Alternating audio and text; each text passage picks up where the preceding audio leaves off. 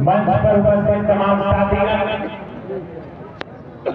उपस्थित मेरे भाई, मेरी बहनें, मेरे साथियों, अभी मैं जब सबके बीच में घूम रहा था तो मुझे जनेश्वर चौधरी की मां के ऊपर नजर पड़ा जो हो गया इसी सभा में बैठे थे। जनेश्वर चौधरी कौन है जान के आपको आश्चर्य? उनकी मां इसी सभा में बैठी हुई है।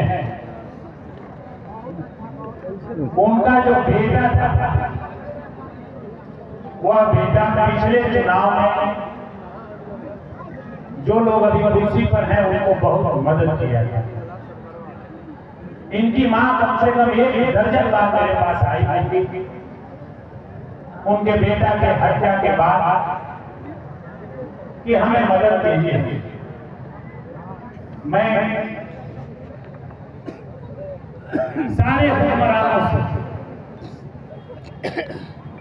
नीचे से लेकर के थाना से लेकर के ऊपर भैया थोड़ा सा खाली आप साइड सबसे बात किया।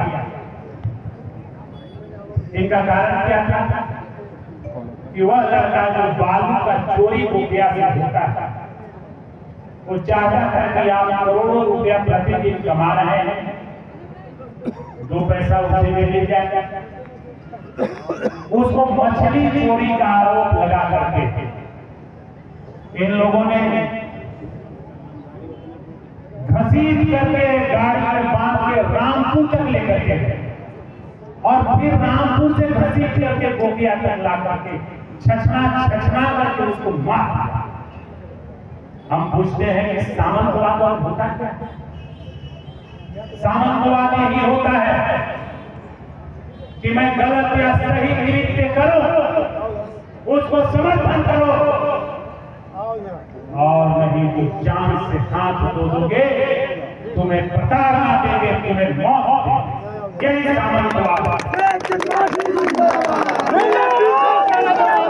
सामंतवाद किसी एक जाति में नहीं होता,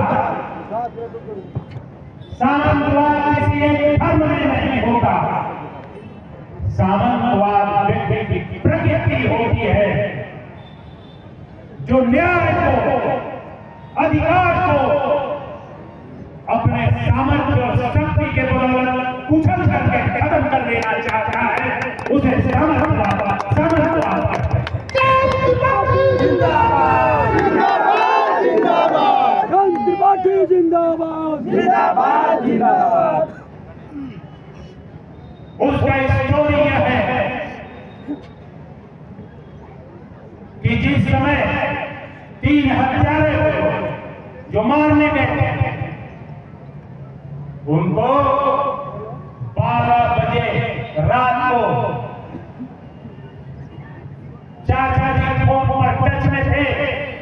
पुलिस का रिकॉर्ड कहता है, मैं इस सभा में कह रहा हूं, चाचा जी फोन पर टच में थे कि उसको कैसे दर्दनाक मौत देनी है,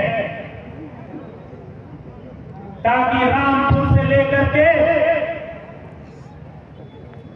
पथरा से लेकर मोहगामा तक के लोग ऐसे कांप रहे हैं और हमारे 2 नंबर के बालू की चोरी में कोई बोलने का दुस्साहस नहीं करता। और जिस समय चाचा उसको मरवा रहे थे फोन पर बात करके, पुलिस का यह रिकॉर्ड करता है कि चाचा और भतीजा का फोटो लोकेशन एक ही कमरे में एक ही जगह है, एक जगह बैठे हुए हैं और इसके बाद डायरेक्शन दे रहे हैं कि उसको रगड़ के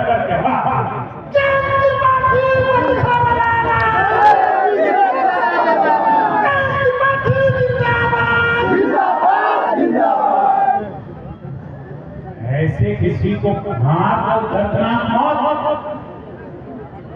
और वोट लेने वालों रहो कि मैं ओबीसी सूची में आता हूं, तो क्या वो चौधरी का लड़का ओबीसी सूची में नहीं था कि तूने हत्या कर दी?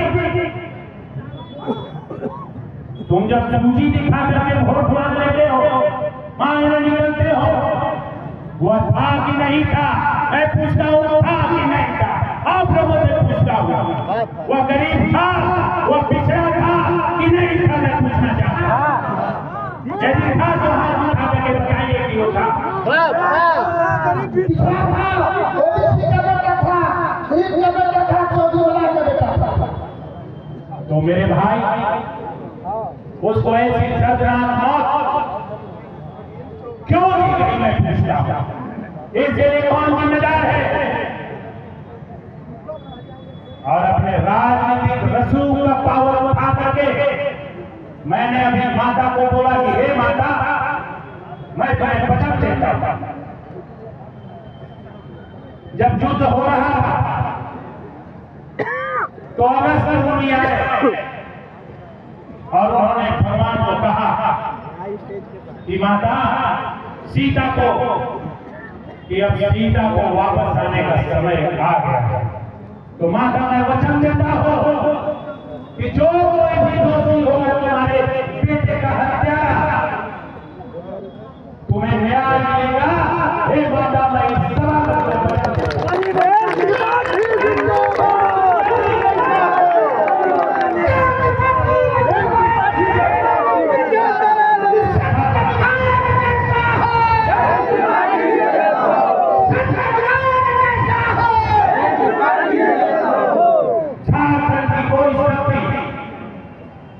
तुम्हें न्याय मिलने से नहीं रोक सकती, उसका समय आ गया।